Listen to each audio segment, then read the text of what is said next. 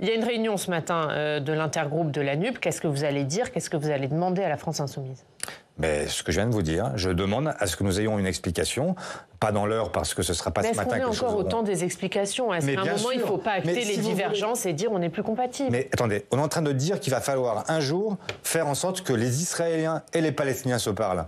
S'il faut que les Israéliens et les Palestiniens se parlent, ça veut dire qu'en France, il faut aussi que, ne serait-ce que la gauche se parle et qu'elle avance à un moment en ayant conscience de sa responsabilité et conscience de ce que les mots peuvent créer comme situation derrière. Et donc, je vous le dis, je souhaite effectivement que toute la gauche avance d'un même pas, et ce pas doit être celui de la raison et de la responsabilité. Mais c'est le cas aujourd'hui, Olivier Faure. Le problème, c'est pas la gauche, ou c'est même pas la France Insoumise, c'est Jean-Luc Mélenchon.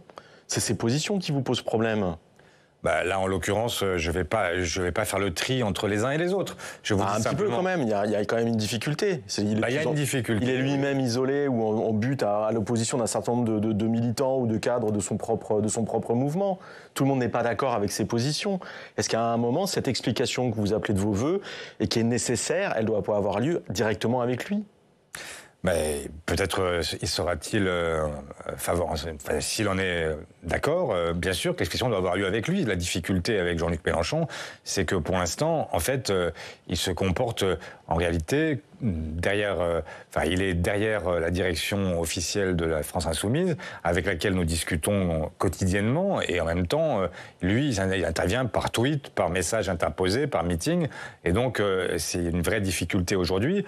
Mais il en a fait un autre, par exemple, hier soir, de tweet, Jean-Luc Mélenchon. Il a critiqué le CRIF, à l'origine de la marche à laquelle vous avez participé. Je le cite, le CRIF, en obligeant tout le monde à s'aligner sur la position du gouvernement d'extrême droite israélien, en acceptant de manifester avec le RN, en insultant les élus futiles du PS.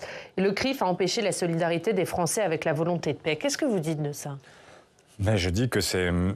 quand on a commis une faute politique, on la reconnaît plutôt que de chercher à chaque étape à discréditer tous les autres.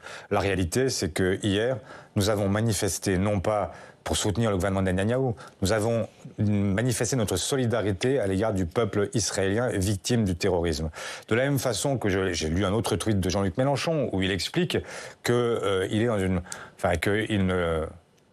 qu'il accuse le PS, parmi d'autres partis politiques, d'avoir cherché à affamer Gaza et d'avoir accepté l'idée que la Commission européenne pourrait interrompre, suspendre ses aides aux territoires occupés. La réalité, c'est que c'est faux. Salut les pays qui s'y sont opposés en disant qu'heureusement que l'Union européenne n'a pas suivi le PS. Mais c'est tellement faux qu'il cite Borrell, qui est socialiste. Et quels sont les gouvernements qui se sont opposés à cette suspension? C'est le gouvernement espagnol, dirigé par qui? Par un socialiste. Et qui en France s'est opposé à cette suspension des aides? Les socialistes. Donc tout ça n'a absolument aucun sens.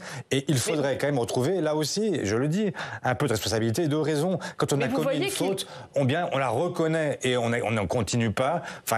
Tout ne peut pas. Je vois bien qu'à chaque fois, c'est une logique de bloc qui fait que, en fait, on avance sans jamais vouloir reculer avec qui que ce soit. C'est pas possible. Donc pour vous, il a commis une faute politique. Mais la faute politique, c'est de ne pas avoir, dès le départ, reconnu qu'il y avait un acte terroriste et d'avoir laissé penser que le Hamas pouvait représenter le peuple palestinien, que c'était des forces palestiniennes régulières en quelque sorte, et que c'était un acte de guerre. Non, ça n'était pas un acte de guerre, c'était un acte terroriste qui méritait une condamnation claire, ferme et qui ne supposait aucune atténuation. Mais on a quand même l'impression qu'il prend un peu tous les prétextes pour vous taper dessus, pour taper sur le PS. Est-ce qu'à un moment, il faut que vous tapiez vous aussi du poing sur la table?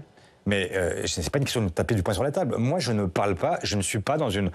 quand j'ai construit la NUPES, je ne l'ai pas construite pour telle ou telle organisation. Mais est-ce que ça n'a pas dérivé, la NUPES, depuis que vous l'avez construite? Je l'ai construite pour toutes celles et ceux qui, aujourd'hui, à gauche, ont besoin d'une espérance et de retrouver cette capacité à demain à remplacer le gouvernement d'Emmanuel Macron et éviter la catastrophe de l'extrême droite.